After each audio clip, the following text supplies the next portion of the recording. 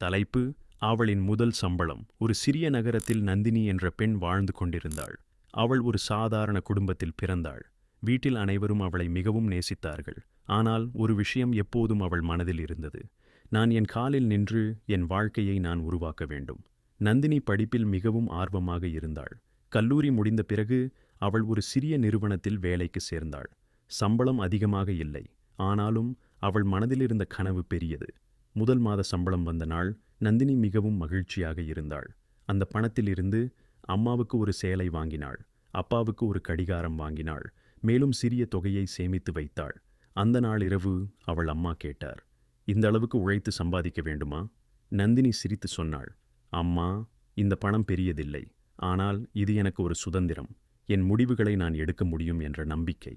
அந்த நாளிலிருந்து நந்தினி ஒவ்வொரு மாதமும் சிறிது சேமித்து புதிய திறன்கள் கற்றுக்கொண்டு தன்னம்பிக்கையுடன் வளர்ந்தாள். சில ஆண்டுகளுக்கு பிறகு அவள் ஒரு பெரிய நிறுவனத்தில் மேலாளராக ஆனாள். அவள் ஊரில் உள்ள பல பெண்களுக்கு வேலைவாய்ப்பும் உருவாக்கினாள்.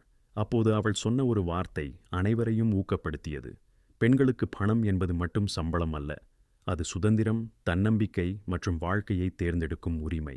கதை சொல்லும் பாடம்: ஒரு பெண் கல்வியும் திறனும் பெற்றால் அவள் குடும்பத்தையும் சமுதாயத்தையும் மாற்ற முடியும்.